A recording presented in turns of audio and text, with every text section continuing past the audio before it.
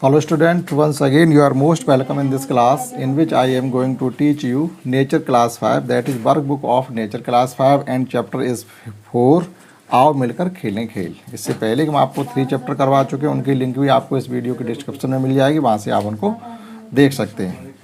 तो आज शुरू करते हैं चैप्टर 4 आओ मिलकर खेलें खेल। फर्स्ट क्वेश्चन इसमें ये है कि आप और आपके मित्र स्कूल में खेल के घंटे में कौन कौन से खेल खेलते हैं। स्कूल का एक मतलब ये खेल का घंटा भी लगता है, लगभग ज़्यादातर 8th जो पीरियड होता है वो होता है, या लगभग छुट्टी होने वाली उससे आधा 20 मिनट पहले का जो पीरियड होता है वो खेल का मान लेते। तो आप जो भी खेल आपके स्कूल में खेले जाते हों वो आप इसमें लिख सकते हैं। ज़्यादातर हम लोग कबड्डी खेलते हैं, खो खो खेलते हैं और क्रिकेट भी खेल सकते हैं। अगर गेंद हो तो वॉलीबॉल या फुटबॉल जो भी है वो खेल सकते हैं, रैकेट खेल सकते हैं। तो जो भी आप खेल खेलते हैं वो आप उनके नाम यहाँ पर स्वयं लिखें। इसी प्रकार से सेकंड है, दिए गए कॉलम के अनुसार खेलों के नाम लिखिएगा। अब इसमें क्या बरवाया गया हमसे, घर में खेले जाने वाले खेल यानी इंडोर गेम्स और घर के बाहर खेले जाने वाले खेल दैट इज़ आउटडोर गेम्स।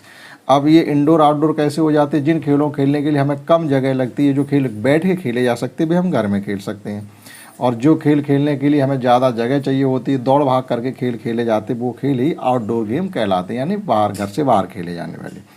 तो घर में खेले जाने वाले खेल होते हैं जैसे कैरम है, लूडो है, पजल है, चेस है, बोर्ड गेम है। ये खेल घर में आप खेल सकते हैं। लेकिन बाहर खेलने के लिए अगर जाए तो बड़े खेल होते हैं जैसे राष्ट्रीय इस तरह कुछ खेल हैं कि हॉकी है, क्रिकेट है, दौड़ यानी जो रेस होती है वो है, दौड़ प्रतियोगिता इसको कहते हैं, साइकिल रेस है। अब साइकिल रेस क्या घर में कर सकते हैं, नहीं कर सकते हैं, या कार रेसिंग है, घुड़दौड़ है, तैराकी है। ये सब जो प्रतियोगिताएं होती हैं इन्हें खेलने के लिए हमें घर से बाहर जाना पड़ता है। घर में खेले जाने वाले खेलों को आप किस समय खेलते हैं। अब जब आपको टाइम मिले या जब आपका मन हो तब घर में खेल लीजिएगा। उसके लिए क्या होता है, जैसे मान लीजिए आप पढ़ते पढ़ते बोर हो गए, थोड़ा रिफ्रेश करना चाहते हैं अपने को, तो आप घर में खेले जाने वाले खेलों को खेल सकते हैं। निम्नलिखित में कौन सा स्थानीय खेल होता है, यानी जो राष्ट्रीय स्तर का खेल है। क्रिकेट राष्ट्रीय स्तर और अंतर्राष्ट्रीय स्तर पर खेली जाती है, बैडमिंटन है, फुटबॉल भी है, लेकिन ये रस्सी कूद होता है, ये एक हमारा स्थानीय खेल है, इसकी कहीं बहुत बड़ी प्रतियोगिता नहीं होती है। आगे हमसे पूछा जा रहा है, अपने दादा दादी के साथ चर्चा करके उन खेलों के नाम लिखें जिनके बारे में आप नहीं जानते हैं। तो वो ये आपके लिए अपने घर वालों से पूछे, कुछ ये आप बताएंगे ये खेलों के नाम हम जानते हैं, कुछ ऐसे खेलों के नाम आप हमें बताएं जो हमने अभी तक सुने नहीं हैं। तो घर वाले अगर जानकार होंगे तो आपको वो बताएंगे। कोष्टक में दिए गए खेलों के निम्न तालिका में लिखना है, यानी यहाँ पर बहुत से खेलों के नाम दिए गए, इनमें से स्थानीय खेल यानी जो जिनकी कोई बहुत बड़ी प्रतियोगिता नहीं होती उनको एक तरफ करना है, और राष्ट्रीय खेल मतलब जो राष्ट्रीय स्तर पर खेले जाते हैं उनको इस कॉलम में लिखना है। तो देखिएगा हमने जैसे मलखम्ब है, रस्सी कूद है, कुर्सी दौड़ है, गेंद तड़ी यानी तड़ी मार नहीं खेलते वो है, टच एंड पास है और खो खो है। ये सब खेल क्या होते हैं, स्थानीय स्तर पे ही खेले जाते हैं। अब राष्ट्रीय स्तर पर खेले जाने वाले खेल जैसे एथलेटिक्स है, हॉकी है, फुटबॉल है, जिम्नास्टिक है, ये सब राष्ट्रीय स्तर पर खेले जाने वाले खेल है। क्रिकेट है, बैडमिंटन है, जूडो है, कुश्ती है, ये सभी खेल राष्ट्रीय स्तर पर खेले जाते हैं। सुमित 10वीं कक्षा में पढ़ता है और अपने स्कूल की हॉकी टीम में खेलता है। स्कूल की जो हॉकी टीम है उसमें खेलता है, यानी हॉकी अच्छी खेलता होगा तो उसका हॉकी टीम में सिलेक्शन है स्कूल की। वो अंतर्राष्ट्रीय स्तर पर हॉकी खेलना चाहता है। अंतर्राष्ट्रीय स्तर का मतलब होता है विश्व लेवल पर, अपने देश से बाहर भी किसी देश में खेलने जाना चाहता है। तो पहले उसे किन किन स्तरों से गुजरना पड़ेगा, कौन कौन से स्तरों को क्वालिफाई करना पड़ेगा, तब जाके वह आगे उसका अंतर्राष्ट्रीय स्तर के लिए सिलेक्शन होगा। तो इसके लिए सबसे पहले आपको अपने स्कूल लेवल पे खेलना है। ये इंटर स्कूल होती है, यानी कई स्कूल की टीम आएगी, उसमें आपको पहले खेलना पड़ेगा। वहाँ से अगर आप अच्छा प्रदर्शन करते हैं तो फिर आपको ब्लॉक लेवल पर, फिर जिला लेवल पर आप खेलेंगे। जिला लेवल पर भी आपका अच्छा प्रदर्शन होता है तब आप जाएंगे स्टेट लेवल पर, यानी कई राज्यों की टीमें होंगी वो आपको वहाँ खेलने के लिए मिलेगा। यानी कई राज्यों से मतलब पूरे राज्य के जो बढ़िया बढ़िया खिलाड़ी होंगे उनके साथ आपको खेलने के लिए मिलेगा। फिर आप खेलेंगे राष्ट्रीय स्तर, यानी पूरे देश के खिलाड़ी आ रहे होंगे, उनके साथ आपको अच्छा प्रदर्शन अगर आप कर पाते हैं तब जाके आपका आगे फॉरवर्ड आपको किया जाएगा, तब जाके आप खेल पाएंगे अंतर्राष्ट्रीय स्तर पर अपना प्रदर्शन दिखा सकते हैं। इतने स्तरों को अगर आप अच्छे से क्रॉस कर पाते हैं तो आप अंतर्राष्ट्रीय स्तर के लिए तैयार हो पाएंगे, नहीं तो आप बैकफुट पर वापस आ जाएंगे। किन किन खेलों में हार जीत केवल किसी एक खिलाड़ी पर निर्भर करती है। और किन किन खेलों में हार जीत पूरी टीम पर निर्भर करती है, यानी जो खेल टीम पर निर्भर करते हैं, टीम बना के जो खेल खेले जाते हैं उसमें जो हार जीत होती है वो कई लोगों के ऊपर निर्भर होती है। और जिसमें केवल 2 लोग होते हैं, एक आप हो और एक अपोजिट पार्टी वाला हो, दूसरी खेलने वाला सामने, तो वहाँ एक ही एक पर निर्भर करता है। जैसे चेस है, 2 लोग ही खेलते हैं, कुश्ती है 2 लोग ही लड़ते हैं, तो हार जीत भी सिंगल व्यक्ति पर निर्भर करेगी। जिम्नास्ट है, रेस है, और ये आदि तैराकी भी इसमें है, तो ये सिंगल के लिए होता है। अब जैसे क्रिकेट में पूरी टीम होती 11 खिलाड़ियों की, तो कोई एक थोड़ी कह सकता है हमारी वजह से आप हार गए। फुटबॉल में भी टीम होती, वॉलीबॉल में भी होती, हॉकी में भी होती, तो ये सब टीम पर निर्भर करता है। यहाँ हार जीत एक व्यक्ति पर निर्भर नहीं होगी। कौन कौन से खेलों को खेलने के लिए हमें अभ्यास करने की आवश्यकता नहीं होती है। अब अधिकतर स्थानीय खेल होते हैं, जैसे कैरम है, लूडो है, खो खो, इन्हें खेलने के लिए कौन से आपको अभ्यास करने की ज़रूरत है, जब चाहो तब खेल लीजिएगा, कोई प्रैक्टिस करने की ज़रूरत नहीं है। लेकिन जो बड़े स्तर के खेल होते हैं, हॉकी है, आपका टेनिस है, बैडमिंटन है, क्रिकेट है, दौड़ है, इन्हें खेलने के लिए आपको लगातार अभ्यास की ज़रूरत है। अगर आप अभ्यास नहीं करेंगे तो जब खेलेंगे तो कोई आपका अच्छा प्रदर्शन नहीं होगा। अपने पसंद के किसी एक खेल के बारे में जानकारी प्राप्त करके बताएं, उसमें माहिर बनने के लिए आप किस प्रकार से प्रशिक्षण की आवश्यकता होती है। तो आप पहले तो अपना मन पसंदीदा खेल तय करेंगे, हमारा कौन सा पसंद का खेल, और उसके बारे में और जानकारी हासिल करें और कैसे उसमें माहिर हुआ जा सकता है, वो सब जानकारी हासिल करके आप इसमें स्वयं इसे भरेंगे।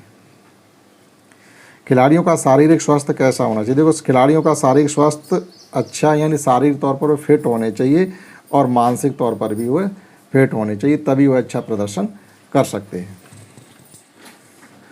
आपने अपने विद्यालय या आसपास में किसी दिव्यांग बच्चे को खेलते हुए देखा है तो कौन कौन सा खेल वो खेलते हैं। तो दिव्यांग बच्चे बिल्कुल खेलते हैं, यानी जैसे चलने में किसी को कठिनाई हो, हाथ पैर से कहीं दूसरे से कठिनाई हो, तो वो दिव्यांग बोले जाते हैं। तो बहुत से खिलाड़ी ऐसे हैं जो दिव्यांग होने के बाद भी अच्छा प्रदर्शन करते हैं। तो हमने लिखा हाँ, हमने देखा है, क्रिकेट खेलते देखा है, हॉकी खेलते देखा है, कबड्डी खेलते देखा, रेस भी करते हैं, तैराकी भी करते हैं। इनके नाम भी आगे इसमें आएंगे। पिछले चैप्टर में भी हमने नाम ऐसे बताए थे जो दिव्यांग होने के बावजूद भी उन्होंने अच्छा प्रदर्शन किया है।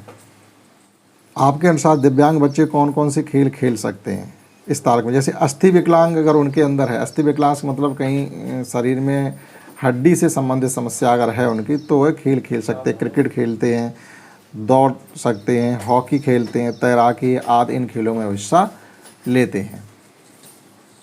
दिव्यांगों खेलने में कौन कौन सी कठिनाइयाँ होती हैं, यानी जो दिव्यांगता उनके शरीर में होती है जिस अंग से संबंधित, तो सीधी सी बात है परेशानी तो उनको होगी। तो खिलाड़ी के अंदर जिस प्रकार की विकलांगता होगी उसे उसी अंग से संबंधित कठिनाइयों का सामना खेलते वक्त करना पड़ेगा। आपने कभी किसी राष्ट्रीय अंतर्राष्ट्रीय खेल में दिव्यांग खिलाड़ियों को प्रदर्शन करते देखा। तो बिल्कुल देखा है, देखेगा। शरद गायकवाड़ हैं जो तैराकी में अंतर्राष्ट्रीय स्तर पर खेलते हैं। शरद गायकवाड़ तैराकी में, इनका एक हाथ जो है वो बहुत छोटा रह गया है, फिर भी ये अच्छा प्रदर्शन करते हैं। इसी प्रकार से शेखर नायक हैं, शेखर नायक क्रिकेट खेलते हैं जबकि ये दिव्यांग हैं। तो देखिए, ये दिव्यांग होने के बावजूद भी अंतर्राष्ट्रीय स्तर, राष्ट्रीय स्तर पर खेल खेलते हैं।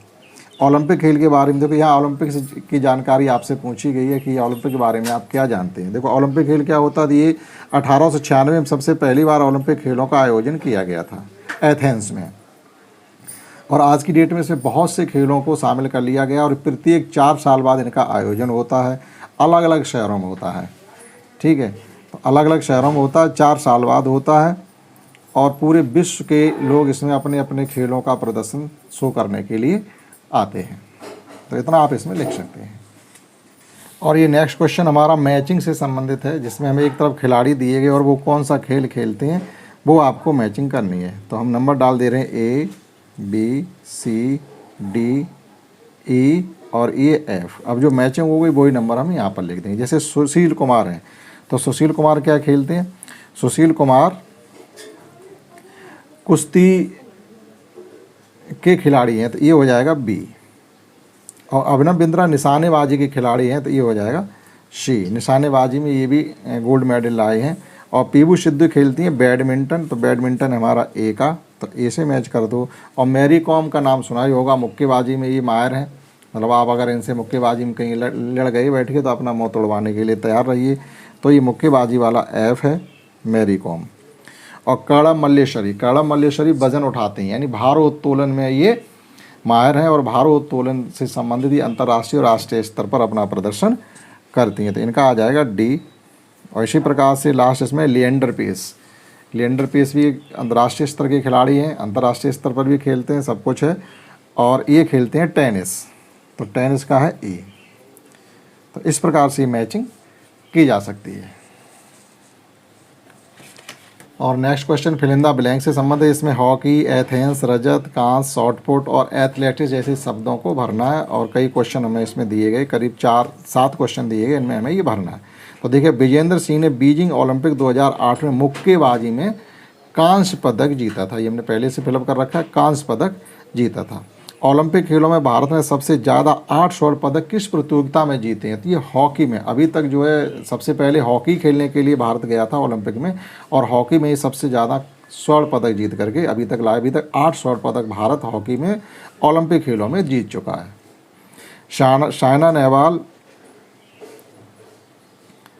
सानिया नेहवाल लिख दिया, साइना नेहवाल है। साइना नेहवाल ने 2012 लंदन ओलंपिक में बैडमिंटन सिंगल्स में कौन सा पदक जीता था? तो वो है कांस्य पदक। और इसी प्रकार से विजय कुमार ने 2012 लंदन ओलंपिक्स में रजत पदक जीता। इन्हें किस प्रतियोगिता में? तो वो है शॉटपुट में। शॉटपुट में इन्होंने लंदन 2012 के ओलंपिक्स में रजत पदक जीता था। इसी प्रकार से राजवर्धन सिंह राठौर ने एथेंस में ओलंपिक 2004 में निशानेबाजी में रजत पदक जीता था। तो इसमें एथेंस बनना है। एथेंस 2004 में जो ओलंपिक हुए थे उसमें राजवर्धन सिंह राठौर भी रजत पदक जीत करके लाए थे। सुशील कुमार ने 2012 में लंदन ओलंपिक्स में कुश्ती में कौन सा पदक जीता था? तो वो है रजत पदक 2012 में सुशील कुमार ने। दीपा मलिक 2016 रियो पैरा ओलंपिक, देखो ये पैरा ओलंपिक लिखा हुआ है, यानी ये जो दीपा मलिक है ये कहीं ना कहीं शरीर से दिव्यांग होंगी, तो पैरा ओलंपिक वही तो होते हैं। एथेंस में रजत पदक इन्होंने भी जीता था, मतलब एथलेटिक्स में ये रजत पदक जीत के लाई। अब देखिए यहाँ पर आपको 3 चित्र दिए गए हैं। यहाँ लिखा हुआ है वर्षा के दादाजी जब छोटे थे तब अपने दोस्तों के साथ बाहर खेलते थे, यानी हॉकी है, गिल्ली डंडा है, जो भी है वो खेलते थे। फिर क्या हुआ? ये वर्षा के दादाजी का चित्र है, और ये है वर्षा के पापा का। जब भी छोटे थे तो समय अपने माता पिता के साथ टेलीविज़न देखते थे। और अब देखिएगा वर्षा अपना ज़्यादातर समय टेबलेट और फ़ोन चला के बिताते। तो ये क्या है, यहाँ पर ये बताने की कोशिश की जा रही है कि इनके समय में मोबाइल की तो बात छोड़िएगा, टीवी भी नहीं थी। तो अपना समय बिताने के लिए गिल्ली डंडा है, हॉकी है, जो भी खेल अच्छा लगता था वो खेलते थे। लेकिन इनके बाद इनके बेटे के पास समय में टीवी आ गई, तो ये अपना समय बिताने के लिए घर के सदस्यों के साथ बैठ करके टेलीविज़न को देख रहे हैं।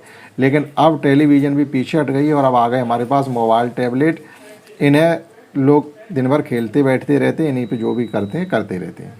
तो ये आज का टाइम है, ये काफ़ी समय पहले का है, ये बीच का समय है। तो यहाँ पे हमसे पूछा जा रहा, उपरोक्त दर्शाए गए चित्र में वर्षा के दादाजी, उसके पापा और वर्षा जब छोटे थे तब भी अपना ज़्यादातर समय कैसे बिताते थे, ये दिखाएगा। तो चित्र के अनुसार परिवारों में हुए परिवर्तन को लिखिए। समय के अनुसार परिवर्तन, देखो वर्षा के दादाजी के समय टीवी व मोबाइल नहीं थे, तथा उनके पापा के समय में टीवी थी। अब जो है वर्षा के समय में मोबाइल, तो मैं शॉर्ट में लिख दिया। तो ये समय का परिवर्तन हुआ है। प्राचीन काल में खेले जाने वाले खेलों के तरीकों में किस प्रकार से बदलाव? जो प्राचीन काल में जो खेल खेले जाते थे आज भी खेले जा रहे हैं, लेकिन अब क्या उनमें तकनीकी शामिल हो गई, यानी बेईमानी आप 1 सेकंड, आधे सेकंड यानी मिली सेकंड की भी नहीं कर सकते हैं। यानी जब हमें दिखाई नहीं देता तो वो मशीनें बता देती हैं कि सही क्या है और गलत क्या है। और लास्ट क्वेश्चन इसका इस प्रकार से, किसी देश के लिए विभिन्न प्रकार के खेलों का खेलना क्यों महत्वपूर्ण है? अब किसी देश के खिलाड़ियों को एक तो शारीरिक स्वास्थ्य बनाए रखने के लिए उनके प्रतिभा का वह अपना प्रदर्शन कर पाएँ, इसका मौका उन्हें दिया जाए, और उन्हें खेलों में भी रोजगार के अवसर प्राप्त हों, इसलिए किसी देश के लिए खेल खेलना अति आवश्यक है। तो ये था चैप्टर 4, आओ मिलकर खेलें खेल। हमने आपको कम्प्लीटली समझाने की कोशिश की, आशा करता हूँ आपने समझ पाया होगा। इस क्लास में इतना ही, दैट्स ऑल।